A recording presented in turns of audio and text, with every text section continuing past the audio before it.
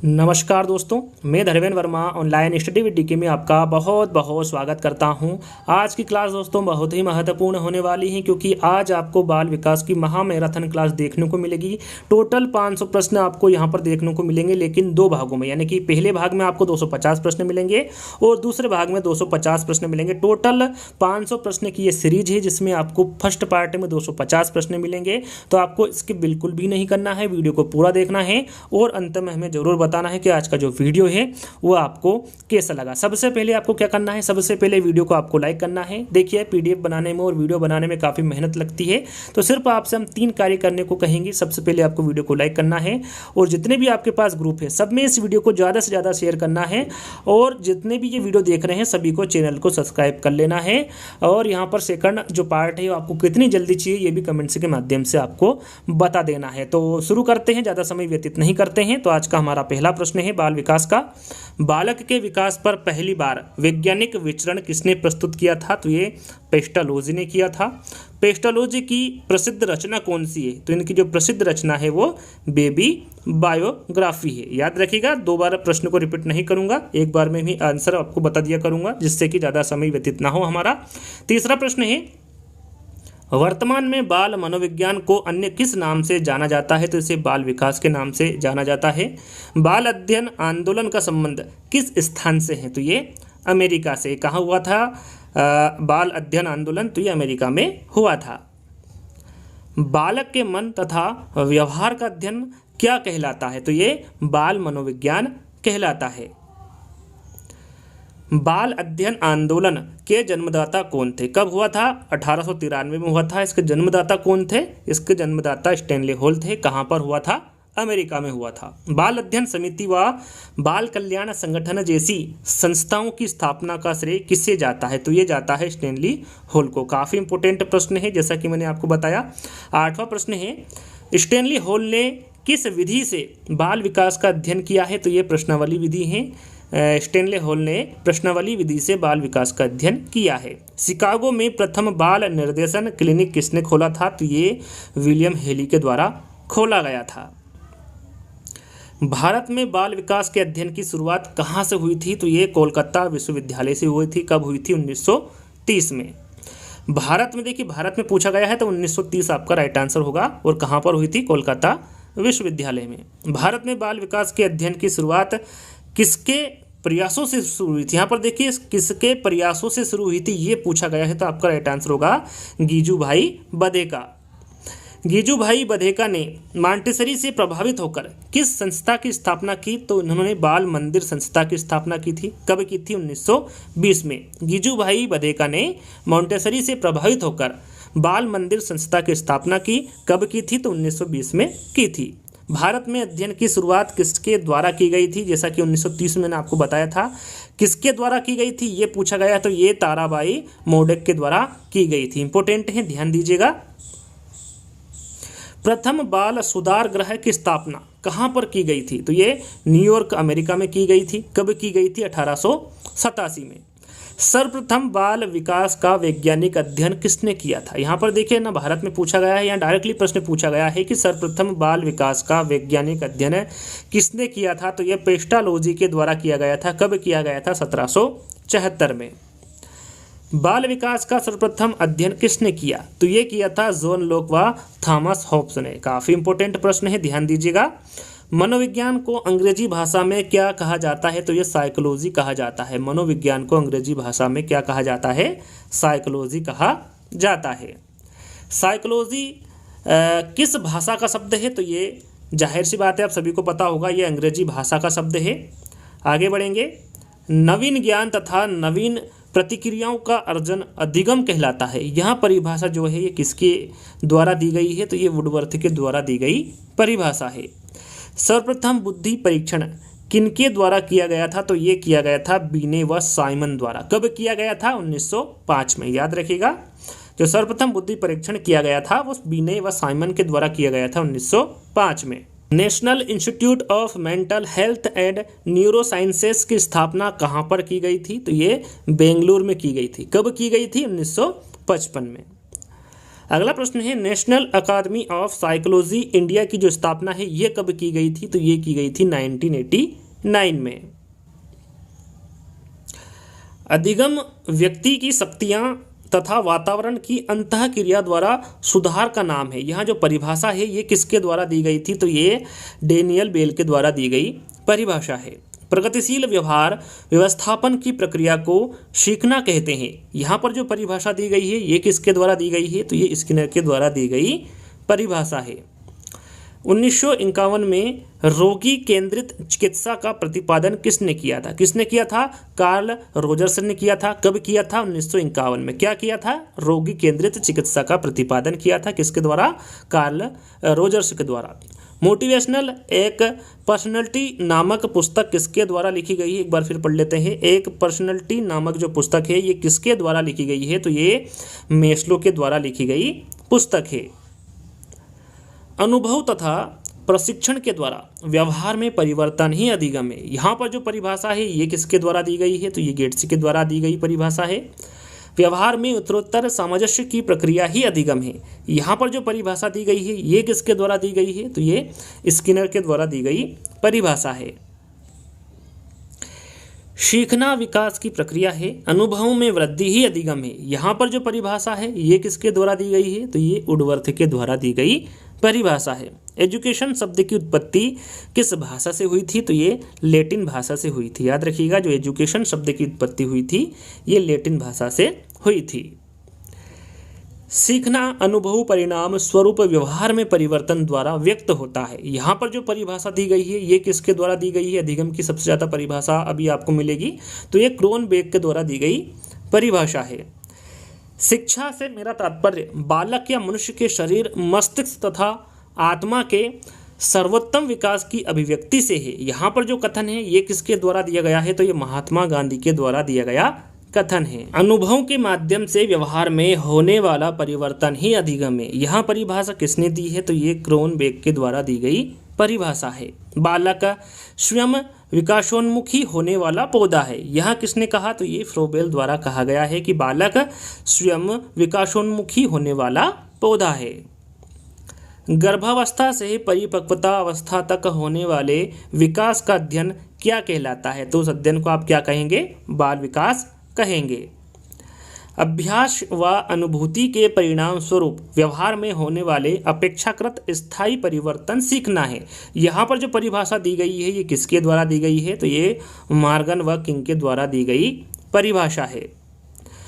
Rousseau की किस पुस्तक से उनके द्वारा बच्चों की शिक्षा के अध्ययन की जानकारी मिलती है? तो इन्होंने एमिल नामक पुस्तक लिखी है, उसके द्वारा बच्चों की शिक्षा के अध्ययन की जानकारी मिलती है। प्राणी के व्यवहार में परिवर्तन लाना ही अधिगम का अभिप्राय है। यहाँ परिभाषा किसने दी है? तो ये S.H. चौहान के द्वारा दी गई परिभाषा है। बाल विकास के महत्व को सर्वप्रथम किस दार्शनिक ने अपनी पुस्तक के माध्यम से प्रकट किया है? तो वो है प्लेटो। याद रखिएगा बाल विकास के महत्व को सर्वप्रथम प्लेटो ने अपनी पुस्तक के माध्यम से प्रकट किया है। आदतों, ज्ञान तथा अभिवृत्तियों का अर्जन ही अधिगम है। यहाँ पर जो परिभाषा है ये किसके द्वारा दी गई है? तो ये क्रो एंड क्रो के द्वारा परिभाषा दी गई है। द रिपब्लिक किसकी रचना है? जो द रिपब्लिक पुस्तक है ये किसकी रचना है? तो ये प्लेटो की रचना है। इटली में स्कूल ऑफ इन्फेंसी की जो स्थापना है ये किसके द्वारा की गई थी? स्कूल ऑफ इन्फेंसी का अर्थ होता है बचपन का स्कूल। इसकी स्थापना किसने की थी? तो इसकी स्थापना जोहन अमोस कामेनियस द्वारा की गई थी। इंपॉर्टेंट है, ध्यान दीजिएगा। आगे बढ़ते हैं। आगे जो प्रश्न है हमारा 43वां, पहली बार किस पुस्तक में बालक की प्राथमिक शिक्षा एवं पाठ्य सामग्री को चित्रों के माध्यम से आकर्षक बनाया गया? तो ये आरबिक विक्टोस पुस्तक है। इसकी मदद से या फिर इसमें बालक की प्राथमिक शिक्षा एवं पाठ्य सामग्री को चित्रों के माध्यम से आकर्षक बनाया गया। प्रसिद्ध पुस्तक आर्सिक विक्टोस की रचना किसने की थी? तो ये की थी कामुनियस ने। याद रखिएगा, इंपॉर्टेंट है। जोहन अमोस कामुनियस द्वारा जो प्रसिद्ध पुस्तक आरबिक विक्टोस है इसकी रचना की गई। लैटिन शब्द साइकी का क्या अर्थ है? तो यहाँ पर लैटिन शब्द साइकी का क्या अर्थ होगा? आत्मा होगा। क्रमबद्ध चरित्र लेखन पद्धति के जनक कौन है? तो वो है प्रेयर। याद रखिएगा, क्रमबद्ध चरित्र लेखन पद्धति के जनक कौन होंगे? प्रेयर होंगे। किसके अनुसार बाल मनोविज्ञान में जन्म से परिपक्वता अवस्था तक का अध्ययन किया जाता है? ये पूछा गया है किसके अनुसार? तो ये है जेम्स ड्रेवर के अनुसार। याद रखिएगा, जेम्स ड्रेवर के अनुसार बाल मनोविज्ञान में जन्म से परिपक्वता अवस्था तक का अध्ययन किया जाता है। बाल विकास को गर्भावस्था प्रारंभ से किशोरावस्था के प्रारंभ तक का अध्ययन किसने माना है? किसके द्वारा माना गया है? तो ये क्रो एंड क्रो के द्वारा माना गया है। किसके अनुसार बालक में सच्ची शक्ति का निवास होता है? तो ये मारिया मॉन्टेसरी के अनुसार बालक में सच्ची शक्ति का निवास होता है। बाल मनोविज्ञान पर सर्वाधिक पुस्तकें किसने लिखी? यानी कि जो 32 पुस्तकें सर्वाधिक लिखी गई है, ये किसके द्वारा लिखी गई है? तो ये जीन पियाजे के द्वारा लिखी गई पुस्तक है। इनफैक्ट चाइल्ड डेवलपमेंट पुस्तक किसके द्वारा लिखी गई है? तो ये टेन के द्वारा लिखी गई। याद रखिएगा, इनफैक्ट चाइल्ड डेवलपमेंट पुस्तक टेन के द्वारा लिखी गई पुस्तक है। किसके अनुसार मनोविज्ञान मानव प्रकृति का अध्ययन है? तो ये बोरिंग के अनुसार मनोविज्ञान मानव प्रकृति का अध्ययन है। British association for child study की स्थापना किसने की थी? तो ये सली के द्वारा की गई थी। Biographical sketch of an infant नामक जो पुस्तक है, ये किसके द्वारा लिखी गई थी? तो ये डार्विन के द्वारा लिखी गई थी। Biographical sketch of an infant नामक जो पुस्तक है, ये डार्विन के द्वारा लिखी गई पुस्तक है। मनोविज्ञान वातावरण के संपर्क में होने वाले मानव व्यवहारों का अध्ययन है। यहाँ कथन किसका है? तो ये वुडवर्थ का कथन है। माइंड ऑफ द चाइल्ड नामक जो पुस्तक है, ये किसके द्वारा लिखी गई है? तो ये प्रेयर के द्वारा लिखी गई पुस्तक है। जितनी भी इंपॉर्टेंट पुस्तक है आपको इन 500 प्रश्नों में देखने को मिलेगी। बाल अध्ययन का पितामह किसे कहा जाता है? तो स्टैनली हॉल को कहा जाता है। 1916 में भारत की प्रथम मनोवैज्ञानिक प्रयोगशाला कलकत्ता में किसके द्वारा स्थापित की गई थी? यहाँ पर देखिए, भारत में पूछा गया है 1916 में किसके द्वारा की गई थी? तो ये नरेंद्र नाथ सेन गुप्ता के द्वारा की गई थी। 1916 में भारत की प्रथम मनोवैज्ञानिक प्रयोगशाला कहाँ पर की गई थी? कोलकाता में। भारतीय मनोविज्ञान एसोसिएशन की स्थापना कब हुई थी? देखिए, भारतीय मनोविज्ञान की स्थापना पूछी गई है। एसोसिएशन की स्थापना तो ये की गई थी 1924 में। ज्ञानात्मक विकास के क्षेत्र में किसका योगदान प्रमुख माना जाता है? तो ये ज्ञानात्मक विकास के क्षेत्र में किसका योगदान माना जाता है? पियाजे का। भारत में बाल विकास के अध्ययन की शुरुआत कब हुई थी? तो ये 1930 में हुई थी। देखिए, भारत में पूछा गया है, जो कि मैं पहले भी आपको बता चुका हूँ कि इसकी स्थापना कब हुई थी। बाल विकास के अध्ययन की 1930 में हुई थी। बाल अध्ययन की क्रमबद्ध चरित्र लेखन विधि का प्रतिपादक कौन है? तो इसके बारे में भी आपको बता चुका हूँ, फ्रेयर है। देखिए, कुछ प्रश्न ऐसे होंगे जो रिपीटेड होंगे, क्योंकि ये 500 प्रश्न में ऐसा देखना मुश्किल हो जाता है कि कौन सा प्रश्न आ चुका है कौन सा नहीं, लेकिन काफ़ी हद तक आपको यहाँ पर ऐसा नहीं देखने को मिलेगा। कुछ ही प्रश्न देखने को मिलेंगे, लगभग 8 से 10 प्रश्न ही रिपीटेड प्रश्न है, इससे ज़्यादा नहीं है।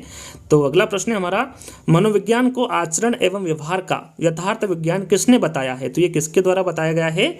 मैकडूगल के द्वारा बताया गया है। बाल अध्ययन की व्यक्ति इतिहास विधि के प्रतिपादक कौन थे? तो ये थे टाइडमैन। याद रखिएगा, किसने मनोविज्ञान को जीवनधारियों के व्यवहार का वैज्ञानिक अध्ययन बताया है? तो किसके द्वारा बताया गया है? तो ये जिम्बार्डो के द्वारा बताया गया है। बाल अध्ययन की लंबात्मक विधि का प्रतिपादन किसके द्वारा किया गया था? तो ये कार्ल सी गेरिसन के द्वारा किया गया था। बाल अध्ययन की लंबात्मक विधि का प्रतिपादक।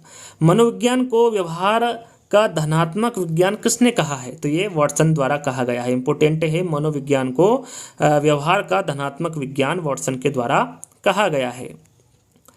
मनोविज्ञान को दर्शन शास्त्र से अलग करने का श्रेय किसे जाता है? तो ये किसको जाता है? विलियम जेम्स को जाता है। बाल अध्ययन की निरीक्षण विधि का प्रतिपादक किसके द्वारा किया गया था? किसने किया था? तो ये वाटसन के द्वारा किया गया था। बाल अध्ययन की निरीक्षण विधि का प्रतिपादक। बाल अध्ययन की प्रयोगात्मक विधि का प्रतिपादक किसके द्वारा किया गया था? तो ये विलियम वुंट के द्वारा किया गया था। बाल अध्ययन की प्रयोगात्मक विधि का प्रतिपादक। गर्भावस्था से परिपक्वता तक होने वाले परिवर्तनों को हरलॉक ने किस श्रेणी में रखा है? तो उन्होंने रचनात्मक श्रेणी में रखा है। बाल मनोविज्ञान में बालक की किस अवस्था पर विशेष ध्यान दिया जाता है? तो ये गर्भावस्था से बाल्यावस्था पर विशेष ध्यान दिया जाता है बाल मनोविज्ञान में। मनोविज्ञान के अध्ययन का आरंभ किसके द्वारा शुरू हुआ था? यहाँ पर देखिए मनोविज्ञान के अध्ययन का आरंभ पूछा गया है, तो आपका राइट आंसर होगा अरस्तु। अरस्तु के काल में किस विषय की एक शाखा के रूप में मनोविज्ञान का अध्ययन आरंभ हुआ? तो यह है दर्शन शास्त्र। बाल विकास में बालक की किस अवस्था पर ध्यान देते हुए अध्ययन किया जाता है? तो ये गर्भावस्था से किशोरावस्था, जैसा कि थोड़ी देर पहले ही मैंने आपको बताया था। सीखने का अनोखा काल किसे कहा जाता है? तो यहाँ पर देखिए सीखने का अनोखा काल और जीवन का अनोखा काल दोनों में अंतर है, दोनों में ध्यान दीजिएगा। सीखने का अनोखा काल पूछे तो आपका राइट आंसर शेषावस्था होगा, और जीवन का अनोखा काल पूछे तो आपका राइट आंसर बाल्यावस्था होगा। याद रखिएगा, दोनों प्रश्न आपके सामने हैं। अगला प्रश्न है हमारा, बाल विकास को किस अवस्था को पठार अथवा विश्रामा अवस्था कहा जाता है? तो ये जन्म के 10 दिन से जो 14 दिन की अवस्था होती है उसे पठार अथवा विश्रामावस्था कहा जाता है। अंग्रेजी शब्द साइकोलॉजी का अर्थ क्या है? अंग्रेजी शब्द साइकोलॉजी का अर्थ क्या है? इसके बारे में आपको बता चुका हूं, आत्मा का अध्ययन। अंग्रेजी शब्द साइकोलॉजी का जो अर्थ होता है वो आत्मा का अध्ययन होता है। मनोविज्ञान पहले किसकी एक शाखा के रूप में प्रयोग किया जाता था? तो ये दर्शन शास्त्र है। मनोविज्ञान शब्द का सर्वप्रथम प्रयोग किसने किया था? तो ये रुडोल्फ के द्वारा किया गया था। याद रखिएगा, मनोविज्ञान शब्द का जो सर्वप्रथम प्रयोग किया था ये रुडोल्फ के द्वारा किया गया था। बाल विकास की किस अवस्था को संवेदना तथा ज्ञानेंद्रियों से सीखने की अवस्था माना जाता है? तो यह है जन्म से 2 वर्ष तक की अवस्था। बालक स्वार्थी तथा स्वकेंद्रित किस अवस्था में होता है? तो वो अवस्था होती है जन्म से 2 वर्ष तक की, जिसमें बालक स्वार्थी तथा स्वकेंद्रित अवस्था में होता है, जो कि जन्म से 2 वर्ष तक की होती है। बाल विकास की किस अवस्था को संवेदी पेशी अवस्था कहा जाता है? प्रश्न में पूछा गया है कि जो संवेदी पेशी अवस्था है उसकी अवधि कितनी होती है? तो उसकी अवधि होती है जन्म से 2 वर्ष की। मनोविज्ञान को दर्शन शास्त्र से अलग करने का श्रेय किसे जाता है? तो ये विलियम जेम्स को जाता है। याद रखिएगा, मनोविज्ञान को दर्शन शास्त्र से अलग करने का श्रेय विलियम जेम्स को जाता है। शिकागो विश्वविद्यालय में पहली वृहद शिक्षा मनोविज्ञान की प्रयोगशाला किसके द्वारा स्थापित की गई? तो ये जॉन डीवी के द्वारा की गई। दूध के दांतों की कितनी संख्या होती है? यहाँ पर देखिए दूध के दांतों की संख्या पूछी है, तो आपका राइट आंसर कितना होगा? 20 होगा। स्थायी दांत कितने होते हैं? 32 होते हैं। आपका अगला प्रश्न है, उत्तर प्रदेश बेसिक शिक्षा परियोजना कब से प्रभावी है? तो ये थी 5 अक्टूबर 1981 से। अनुकूलित क्रिया के परिणाम स्वरूप आदत का निर्माण ही अधिगम है। यहाँ पर जो परिभाषा दी गई है ये किसके द्वारा दी गई है? तो ये पावलोव के द्वारा दी गई परिभाषा है। तुम मुझे एक बालक दे दो, मैं उसे ऐसा बनाऊंगा जैसा तुम चाहते हो। यहाँ पर जो कथन दिया गया है ये किसके द्वारा दिया गया है? तो ये जेबी वॉटसन द्वारा दिया गया कथन है। मनुष्य को जो कुछ भी बनना होता है वह 4 से 5 वर्षों में बन जाता है। यहाँ कथन किसका है? तो यहाँ पर जो कथन दिया गया है ये फ्रायड के द्वारा दिया गया कथन है। जीवन के प्रथम 2 वर्षों में बालक अपने भावी जीवन का शिलान्यास करता है। यहाँ कथन किसका है? तो ये स्ट्रिंग द्वारा दिया गया कथन है।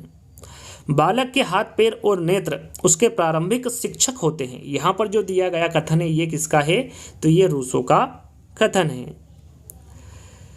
सर्वप्रथम मनोविज्ञान ने अपनी आत्मा का त्याग किया, फिर इसने अपने मन का त्याग किया, फिर इसने चेतना का आविष्कार किया। अब वहाँ व्यवहार को स्वीकार करता है। यहाँ पर जो कथन दिया गया है ये किसका कथन है? ये किसके द्वारा दिया गया कथन है? तो ये वुडवर्थ के द्वारा दिया गया कथन है। व्यवहार में अर्जन में उत्तरोत्तर या फिर क्रमशः प्रगति ही अधिगम है। यहाँ पर जो परिभाषा दी गई है ये किसके द्वारा दी गई है? स्किनर के द्वारा दी गई परिभाषा है। 20वीं सदी को बालक की शताब्दी कहा है, ये किसके द्वारा कहा गया है? तो ये क्रो एंड क्रो के द्वारा कहा गया है 20वीं सदी को बालक की शताब्दी। अनुकूलित अनुक्रिया द्वारा व्यवहार में परिवर्तन ही अधिगम है। प्रयास और त्रुटि से होने के माध्यम से व्यवहार में होने वाला परिवर्तन ही अधिगम है। यह परिभाषा किस मनोवैज्ञानिक ने दी है? तो यहाँ जो परिभाषा दी गई है ये पावलोव के द्वारा दी गई परिभाषा है। गिरो या फिर जो गेंग वाली जो अवस्था होती है वह कौन सी अवस्था होती है? तो वो होती है बाल्य अवस्था। इस अवस्था को गिरो या फिर गेंग वाली अवस्था कहते हैं। इसमें बालक गेंग बना के या फिर गिरो बना के खेलते हैं। बालक का मस्तिष्क कोरा स्लेट होता है, यहाँ किसका कथन है? यहाँ पर देखिए, प्रश्न को ध्यान से पढ़िएगा। बालक का मस्तिष्क कोरा स्लेट होता है, बालक का मस्तिष्क कोरा कागज होता है। दोनों प्रश्न यहाँ पर एक जैसे लग रहे हैं। बालक का मस्तिष्क कोरा स्लेट होता है, आपका राइट आंसर क्या होगा? प्लेटो। स्लेट से आप याद रख सकते हैं, स्लेट और प्लेट में ज़्यादा अंतर नहीं है। तो इस तरीके से आप इस प्रश्न को याद कर सकते हैं कि जो बालक का मस्तिष्क कोरा स्लेट होता है, यहाँ कथन किसके द्वारा दिया गया है? प्लेटो के द्वारा। बालक का मस्तिष्क कोरा कागज होता है, यहाँ कथन किसके द्वारा दिया गया है? जॉन लॉक के द्वारा दिया गया कथन है। अब देखिए एक और प्रश्न है, बालक का मन कोरा कागज होता है, यहाँ कथन किसका है? तो ये रूसो का कथन है। तीनों प्रश्न आपको एक जैसे लगेंगे, इसके आंसर अलग अलग है। तीनों को अच्छे से पढ़िएगा, आंसर ध्यान में रखिएगा। 102वां प्रश्न है हमारा, स्वस्थ शरीर में ही स्वस्थ मस्तिष्क होता है, यहाँ पर जो कथन है ये किसके द्वारा दिया गया है? अरस्तु द्वारा दिया गया कथन है। शिक्षा एक त्रिध्रुवी प्रक्रिया, यहाँ पर देखिए त्रिध्रुवी प्रक्रिया पूछे तो आपका राइट आंसर होगा जॉन डीवी। और यदि शिक्षा एक द्विध्रुवी प्रक्रिया है, यहाँ किसने कहा? तो आपका राइट आंसर होगा जॉन एडम्स। याद रखिएगा, शिक्षा एक त्रिध्रुवी प्रक्रिया पूछे, यहाँ किसने कहा? तो ये जॉन डीवी के द्वारा कहा गया। और शिक्षा एक द्विध्रुवी प्रक्रिया है, यहाँ किसने कहा? तो ये जॉन एडम्स के द्वारा कहा गया। मूल्यांकन एक त्रिमुखी प्रक्रिया है, यहाँ किसके द्वारा कहा गया? तो ये ब्लूम के द्वारा कहा गया कि जो मूल्यांकन है वो एक त्रिमुखी प्रक्रिया है। वंशानुक्रम माता और पिता से संतान को प्राप्त होने वाले गुणों का नाम है, यहाँ कथन किसने दिया है या फिर किसका कथन है? तो ये रूथ वेलेंडिक्ट का कथन है। किसने कहा है शिक्षा का कार्य मानव समाज को सुसंस्कृत बनाना है? तो ये श्री अरविंदो का कहना है। नवीन परिस्थितियों में अपने आप को अनुकूलित करना ही अधिगम है, यहाँ परिभाषा किसने दी है? तो यहाँ परिभाषा हिलगार्ड के द्वारा दी गई है। संप्रेषण के कितने प्रकार होते हैं? तो संप्रेषण के 2 प्रकार होते हैं। कौन कौन से? एक तो होता है शाब्दिक और दूसरा होता है अशाब्दिक। भारत में सामाजिक मनोविज्ञान की प्रथम पुस्तक किसने लिखी? तो ये लिखी थी नरेंद्र नाथ सेन गुप्ता व राधा कमल मुखर्जी ने। याद रखिएगा, भारत में जो सामाजिक मनोविज्ञान की प्रथम पुस्तक है वो नरेंद्र नाथ सेन गुप्ता व राधा कमल मुखर्जी के द्वारा लिखी गई। सीखने का आदर्श काल किसे माना जाता है? तो ये शैशवावस्था को माना जाता है। समुचित सावेकिक विकास की दृष्टि से स्वर्णिम काल किसे कहा जाता है? तो ये शैशवावस्था को कहा जाता है। याद रखिएगा, पियाजे ने बुद्धि को किसके प्रति समायोजन योग्यताओं के रूप में परिभाषित किया है? तो यह है भौतिक एवं सामाजिक पर्यावरण। किस विद्वान ने नैतिक वृद्धि की अवस्थाओं की अवधारणा प्रस्तुत की है? तो ये कोहलबर्ग के द्वारा की गई है। याद रखिएगा, कोहलबर्ग ने नैतिक वृद्धि की अवस्थाओं की अवधारणा प्रस्तुत की है। जिन पियाजे के अनुसार कोई बच्चा किस अवस्था में अपने परिवेश की वस्तुओं को पहचानने एवं उसमें विभेद करने लगता है? तो वो है पूर्व सक्रियात्मक अवस्था। वाइगोत्स्की के अनुसार बच्चे अपने साथी समूह के सक्रिय सदस्य कब होते हैं? तो ये कहाँ पर होते हैं? सॉरी, कब होते हैं? तो ये किशोरावस्था में होते हैं। बाल मनोविज्ञान को जन्म पूर्व अवस्था से परिपक्वता तक का अध्ययन किसने माना है? तो ये बर्क ने माना है। याद रखिएगा, जन्म पूर्व अवस्था से परिपक्वता तक का जो अध्ययन माना है वो बर्क के द्वारा माना गया है। फ्रॉयड के अनुसार किसी बच्चे में सामाजिकरण की प्रक्रिया हेतु सर्वोत्तम आयु होती है, तो वो होती है 5 वर्ष की। बालकों के नैतिक विकास को समझने के लिए जिन पियाजे ने कौन सी विधि को अपनाया? तो ये साक्षात्कार विधि को इन्होंने अपनाया। बच्चे दुनिया के बारे में अपनी समझ का सृजन करते हैं, यहाँ किस विद्वान का कथन है? तो ये जिन पियाजे का कथन है कि बच्चे दुनिया के बारे में अपनी समझ का सृजन करते हैं। यह कथन किसका है कि ज्ञानात्मक विकास नकल पर आधारित ना होकर खोज पर आधारित है? यह कथन किसका है? तो यह कथन जिन पियाजे का कथन है। सामाजिक अधिगम का सिद्धांत किसने विकसित किया है? तो ये बंडूरा के द्वारा किया गया है। याद रखिएगा, सामाजिक अधिगम का जो सिद्धांत है ये बंडूरा के द्वारा विकसित किया गया है। शिशु के मस्तिष्क का जो वजन होता है वो कितना होता है? तो याद रखिएगा, ये 350 ग्राम का होता है लगभग। मनुष्य के मस्तिष्क का वजन कितना होता है? तो ये 1400 ग्राम होता है लगभग। याद रखिएगा, मनुष्य के मस्तिष्क का जो वजन होता है वो लगभग 1400 ग्राम का होता है। शैशवावस्था सीखने का आदर्श काल है। यहाँ पर जो कथन दिया गया है ये किसके द्वारा दिया गया है? तो ये वैलेंटाइन के द्वारा दिया गया कथन है। मनोविज्ञान व्यवहार एवं अनुभव का विज्ञान है जो जीवन की सभी परिस्थितियों में प्राणी की क्रियाओं का अध्ययन करता है। जो यहाँ पर जो दी गई परिभाषा है ये किसके द्वारा दी गई है, तो ये स्किनर के द्वारा दी गई परिभाषा है। क्षणिक संवेग की अवस्था किस काल को कहा जाता है, तो यह है शेषावस्था। याद रखिएगा, क्षणिक संवेग की जो अवस्था है वो शेषावस्था को कहा जाता है।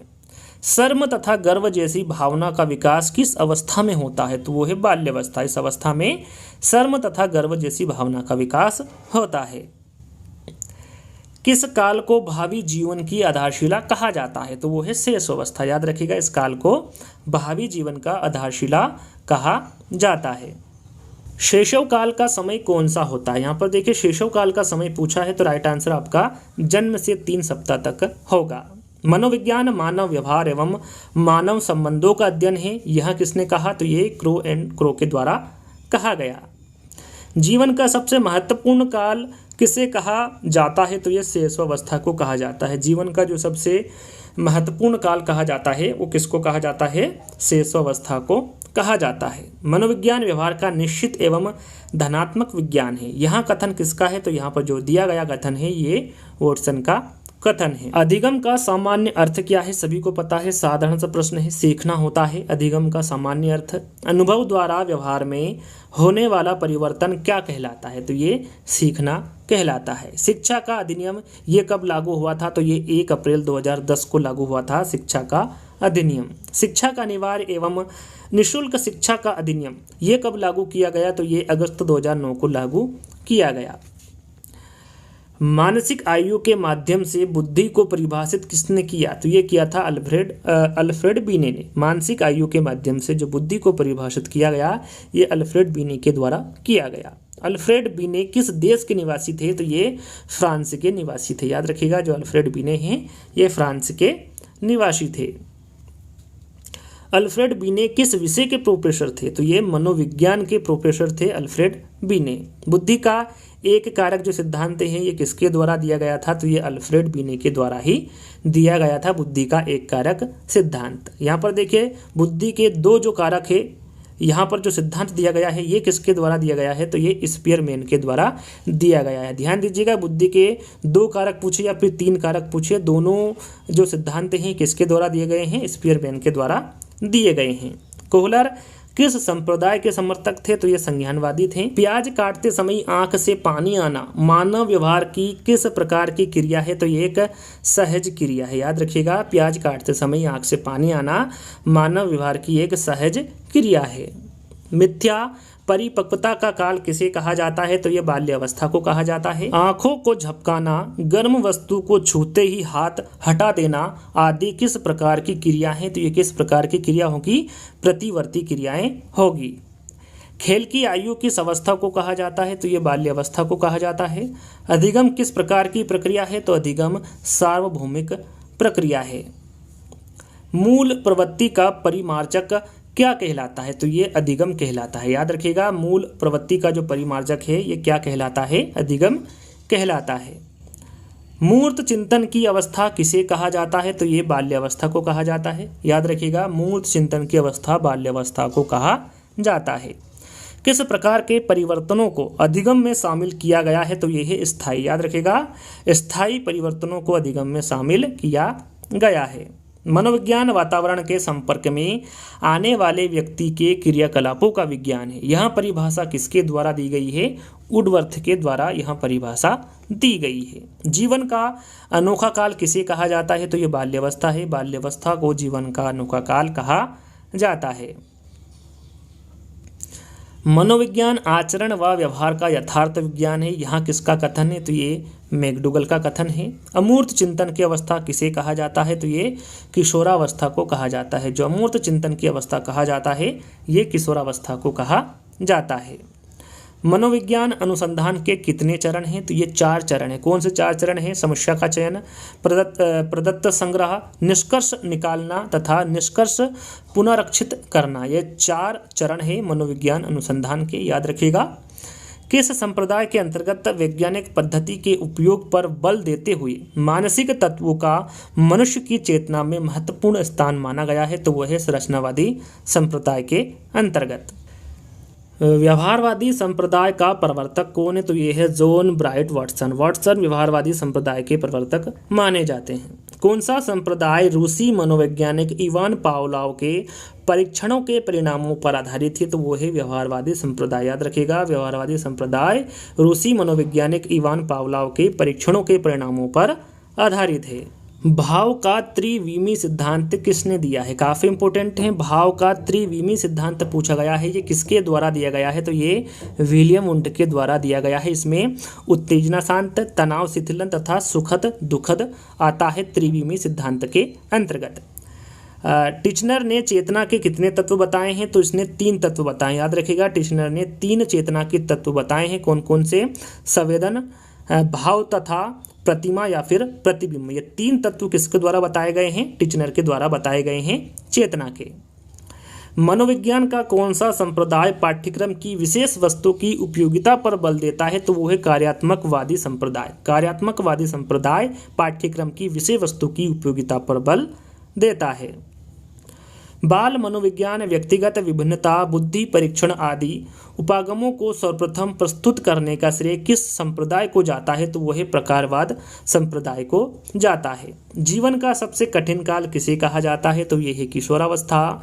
पूर्ण से अंश की ओर शिक्षण पद्धति किस संप्रदाय की देन है? तो यह है गेस्टाल्टवादी की। याद रखिएगा, पूर्ण से अंश की ओर शिक्षण पद्धति ये गेस्टाल्टवादी संप्रदाय की देन है। किस संप्रदाय में व्यवहार निर्धारण तथा व्यक्तित्व में यौन कारक को महत्वपूर्ण स्थान दिया है? तो वह मनोविश्लेषणवादी संप्रदाय ने। किस संप्रदाय में बाल केंद्रित शिक्षा पर बल दिया गया है? तो वह मनोविश्लेषणवादी संप्रदाय। याद रखिएगा, मनोविश्लेषणवादी संप्रदाय में बाल केंद्रित शिक्षा पर बल दिया गया है। नए कौशलों को सीखने व क्षमताओं के विकास की वृद्धि में स्वर्णिम काल किसे माना जाता है? तो ये बाल्यावस्था को माना जाता है। मानवतावाद का प्रतिपादक किसे माना जाता है? तो ये मेस्लो व रोजर्स को माना जाता है मानवतावाद का प्रतिपादक। एज ऑफ ब्यूटी किसे कहा जाता है? तो ये किशोरावस्था को कहा जाता है। एज ऑफ ब्यूटी किशोरावस्था को कहा जाता है।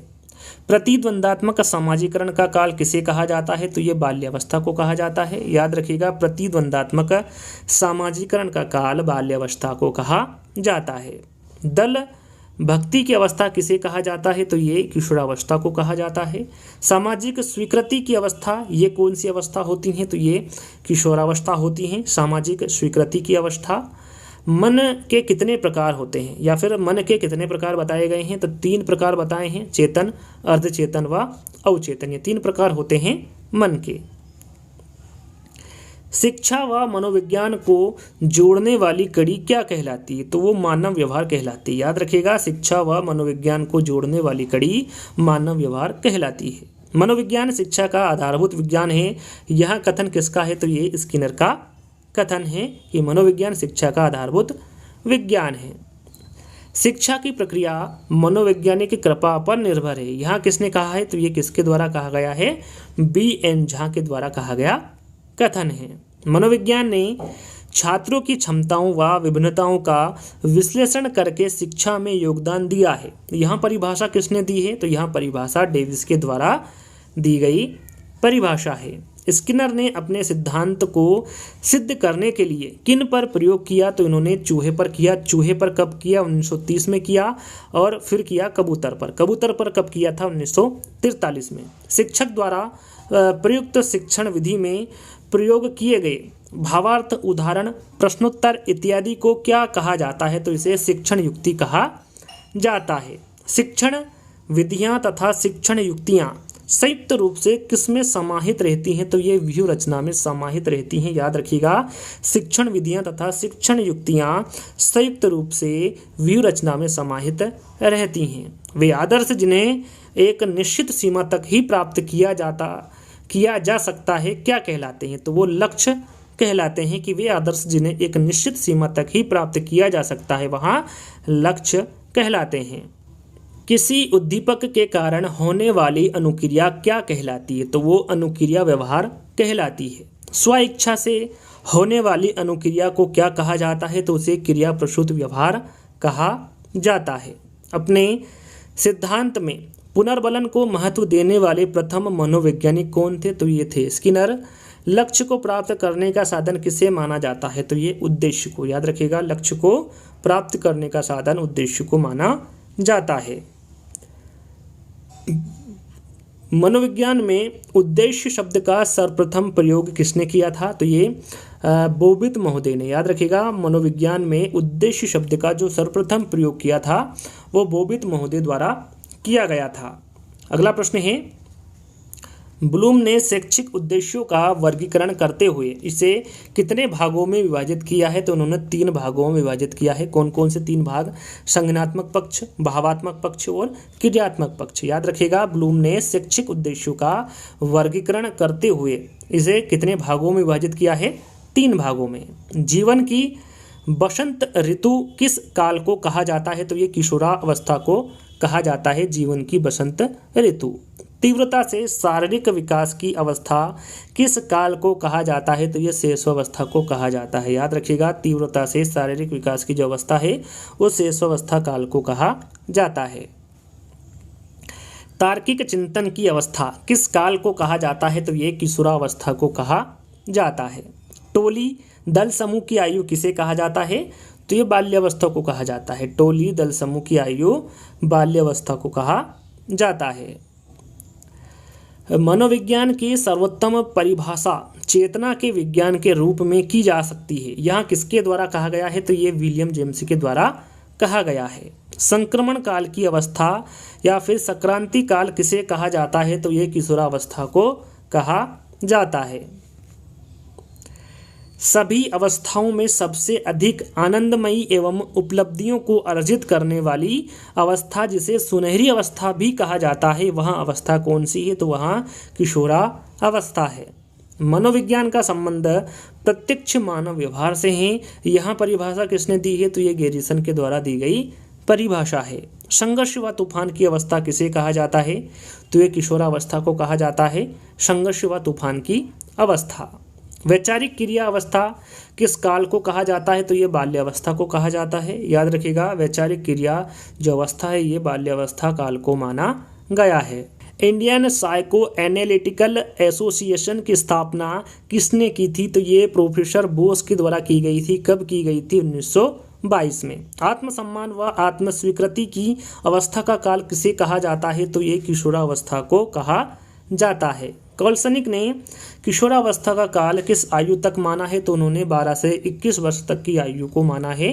कॉल्सनिक ने किशोरावस्था का काल 12 से 21 वर्ष तक की आयु को माना है। शिशु का मस्तिष्क कोरिलेट होता है जिस पर व्यक्ति अपने अनुभव के आधार पर लिखता है, यहाँ कथन किसका है? तो यहाँ पर जो कथन दिया गया है यह जॉन लॉक का कथन है। सामाजिक मनोविज्ञान का जनक किसे माना जाता है? तो ये कर्ट लेविन को माना जाता है। सामाजिक मनोविज्ञान का जनक कर्ट लेविन को माना जाता है। बुद्धि का समूह कारक सिद्धांत किसने दिया था? तो ये थर्स्टन के द्वारा दिया गया था। बुद्धि का समूह कारक सिद्धांत। मनोविज्ञान को मानव व्यवहार व मानव संबंधों का अध्ययन किसने बताया है? तो ये क्रो एंड क्रो के द्वारा बताया गया है। शिक्षा तथा समाज पुस्तक किसकी रचना है? तो ये जॉन डीवी की रचना है। याद रखिएगा, शिक्षा तथा समाज जो पुस्तक है ये किसके द्वारा रची गई है? इसके रचनाकार कौन है? जॉन डीवी है। बालक के मन तथा व्यवहार का अध्ययन करने वाली शाखा किस नाम से जानी जाती है? तो ये बाल मनोविज्ञान के नाम से जानी जाती है। किसने मनोविज्ञान को मानव एवं पशु व्यवहार का विज्ञान बताया है? किसके द्वारा बताया गया है? तो ये मॉर्गन के द्वारा बताया गया है। प्रिंसिपल ऑफ साइकोलॉजी किसकी रचना है? सरल सा है, आप सभी को पता है, विलियम जेम्स के द्वारा रची गई पुस्तक है प्रिंसिपल ऑफ साइकोलॉजी। मनोविज्ञान की आधारशिला किस पुस्तक को कहा जाता है? तो ये प्रिंसिपल ऑफ साइकोलॉजी को ही कहा जाता है। मनोविज्ञान को आत्मा का विज्ञान किसने कहा है? तो ये प्लेटो ने भी कहा है। अरस्तु और डेकार्ट इन तीनों ने ही मनोविज्ञान को आत्मा का विज्ञान कहा है। मनोविज्ञान को मन अथवा मस्तिष्क का विज्ञान किसने कहा है? तो ये पाम्पोलोजी द्वारा कहा गया है। मनोविज्ञान को चेतना का विज्ञान किसने कहा? ध्यान दीजिएगा, मनोविज्ञान को मन अथवा मस्तिष्क का विज्ञान पाम्पोलोजी द्वारा कहा गया है। मनोविज्ञान को चेतना का विज्ञान किसके द्वारा कहा गया है? तो ये William Wundt, William James, wipes व जेम्स सली के द्वारा कहा गया है मनोविज्ञान को चेतना का विज्ञान। Psychology in a third world country the Indian experience किसकी रचना है। यहाँ पर जो पुस्तक है इसकी रचनाकार कौन है, किसके द्वारा लिखी गई है, तो ये दुर्गानंद सिन्हा के द्वारा लिखी गई पुस्तक है। कलकत्ता विश्वविद्यालय में प्रायोगिक मनोविज्ञान का प्रथम पाठ्यक्रम कब शुरू किया गया था, तो ये किया गया था 1915 में। याद रखिएगा, कलकत्ता विश्वविद्यालय में प्रायोगिक मनोविज्ञान का प्रथम पाठ्यक्रम कब शुरू किया गया था, तो ये 1915 में किया गया था। मनोविज्ञान का आदि जनक किसे कहा जाता है, तो ये अरस्तु को कहा जाता है मनोविज्ञान का आदि जनक। आधुनिक मनोविज्ञान का जनक किसे माना जाता है, तो ये विलियम जेम्स को माना जाता है आधुनिक मनोविज्ञान का जनक। आगे बढ़ते हैं। पहली मनोवैज्ञानिक प्रयोगशाला की स्थापना किसके द्वारा की गई, तो ये विलियम वुंड के द्वारा की गई थी। प्रथम मनोवैज्ञानिक प्रयोगशाला को कहाँ पर स्थापित किया गया था, तो लिप्जिग में जर्मनी में किया गया था प्रथम मनोवैज्ञानिक प्रयोगशाला को। याद रखिएगा, काफ़ी इंपॉर्टेंट है दोनों ही प्रश्न। और अगला प्रश्न है, सामाजिक विज्ञान विषय के शिक्षण का एनसीईआरटी 2005 के अनुसार क्या लक्ष्य निर्धारित किया गया था, तो ये लक्ष्य था विद्यार्थियों में आलोचनात्मक व मानसिक जागरूकता विकसित करना। एनसीईआरटी 2005 के अनुसार सामाजिक अध्ययन के माध्यम से बालकों में किन मूल्यों का विकास किया जाना चाहिए, तो ये लोकतांत्रिक मूल्यों का विकास किया जाना चाहिए। किस दार्शनिक ने चेतना को एक बुरा शब्द बताकर इसकी आलोचना की है, तो ये है विलियम मैकडूगल। याद रखिएगा, विलियम मैकडूगल ने चेतना को एक बुरा शब्द बताकर इसकी आलोचना की है। आउटलाइन ऑफ साइकोलॉजी किसकी प्रसिद्ध रचना है, तो ये विलियम मैकडूगल की प्रसिद्ध रचना है आउटलाइन ऑफ साइकोलॉजी। याद रखिएगा, इंपोर्टेंट प्रश्न है।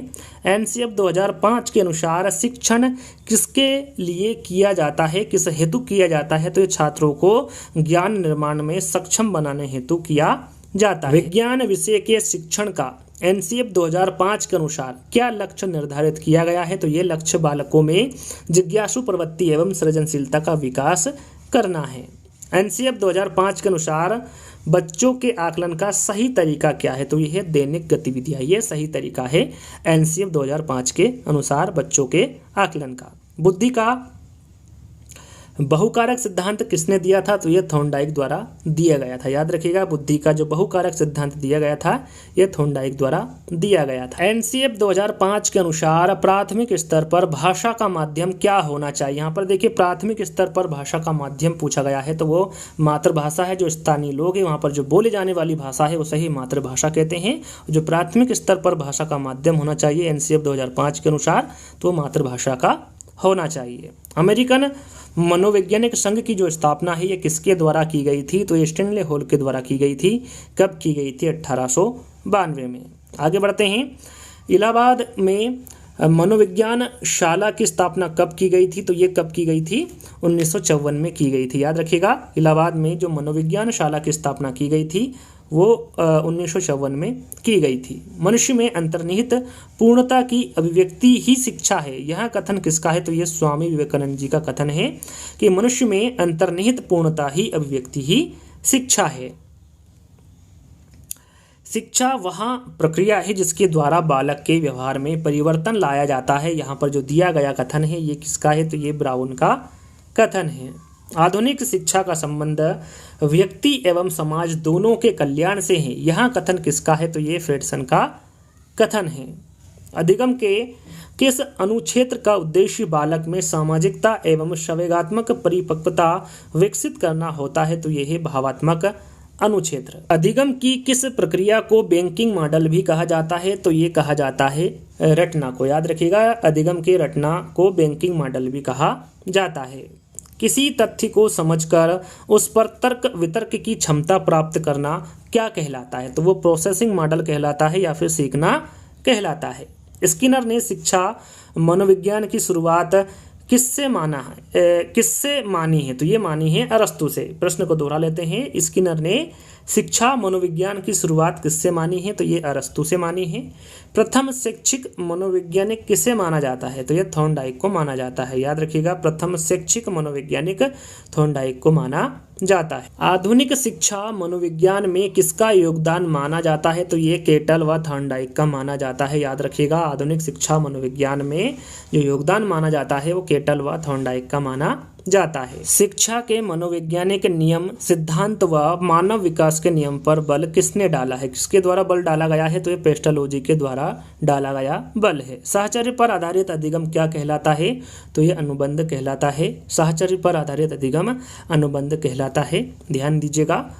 मनोविज्ञान में कितने प्रकार के अनुबंध दिए गए हैं? तो ये 2 प्रकार के हैं, प्राचीन तथा क्रिया प्रसूत अनुबंधन और नैमित्तिक अनुबंधन। ये 2 प्रकार के अनुबंधन दिए गए हैं मनोविज्ञान में। अधिगम का संबंधवाद सिद्धांत किसने प्रतिपादित किया है? तो ये थॉर्नडाइक ने किया है, याद रखिएगा। अधिगम का संबंधवाद सिद्धांत थॉर्नडाइक द्वारा प्रतिपादित किया गया है। निदानात्मक विधि या फिर व्यक्ति इतिहास विधि का प्रतिपादक कौन है? किसके द्वारा किया गया है? तो ये टाइडमैन के द्वारा किया गया है, याद रखिएगा। यहाँ प्रश्न रिपीटेड है, पहले भी इस प्रश्न के बारे में आपको बता चुके हैं। शिक्षा मनोविज्ञान की प्रश्नोत्तरी विधि का प्रतिपादक कौन है? तो वो है शुक्रात। प्रश्नावली विधि का प्रतिपादक कौन है? तो वो है वुडवर्थ, याद रखिएगा। प्रश्नोत्तरी विधि का प्रतिपादक कौन है? तो वो है शुक्रात। और प्रश्नावली विधि के प्रतिपादक कौन है? तो वो है वुडवर्थ। ध्यान दीजिएगा, दोनों ही प्रश्न एक जैसे हैं और दोनों ही प्रश्न काफी इंपॉर्टेंट हैं, एग्जाम में पूछे जाते हैं। अगला प्रश्न है, थॉर्नडाइक के संबंधवाद सिद्धांत को अन्य किस नाम से जाना जाता है? तो इसे उद्दीपक अनुक्रिया सिद्धांत व एएसआर थ्योरी के नाम से भी जाना जाता है। थॉर्नडाइक के संबंधवाद सिद्धांत को और भी अन्य नाम से जाना जाता है। इस पर प्रॉपर्ली एक वीडियो बनाई है, यदि आपने नहीं देखी है तो देख लीजिएगा। शिक्षा मनोविज्ञान की समाजमिति विधि का प्रतिपादक कौन है? तो वो है जे.एल. मोरेनो। शिक्षा मनोविज्ञान की जो समाजमिति विधि के प्रतिपादक होंगे वो जे.एल. मोरेनो होंगे। एनिमल इंटेलिजेंस पुस्तक के लेखक कौन थे? यहाँ पर देखिए, एनिमल इंटेलिजेंस पुस्तक के लेखक के बारे में पूछा गया है, तो आपका राइट आंसर थॉर्नडाइक होगा। शिक्षा मनोविज्ञान की विकासात्मक विधि का प्रतिपादक किसके द्वारा किया गया है? तो ये जीन पियाजे के द्वारा किया गया है। जैसा कि मैंने आपको बताया था, टोटल 250 प्रश्न मिलेंगे भाग 1 में। तो अंतिम प्रश्न है, थॉर्नडाइक ने अधिगम का संबंधवाद सिद्धांत सिद्ध करने के लिए किस पर अपना प्रयोग किया था? तो इन्होंने भूखी बिल्ली पर अपना प्रयोग किया था। वैसे तो 500 प्रश्न की PDF आपके सामने है, तो इसकी जो सेकंड पार्ट है जल्दी हम लेकर आएंगे, तो आपको कमेंट्स के माध्यम से बताना है कितनी जल्दी आपको चाहिए। तो आज के जो 250 प्रश्न हैं दोस्तों यहीं पर समाप्त होते हैं। आज का वीडियो आपको कैसा लगा आपको कमेंट्स के माध्यम से बताना है। मैंने आपको क्या बताया, यदि अभी तक आपने वीडियो को लाइक करना नहीं किया तो लाइक करना है, जितने भी ग्रुप है उसमें शेयर करना है और सभी को चैनल को सब्सक्राइब कर लेना है। जल्दी से 3 कार्य अभी तक नहीं किए हैं तो कर लीजिएगा। जल्दी ही हम सेकंड पार्ट में मिलेंगे, जब तक के लिए धन्यवाद।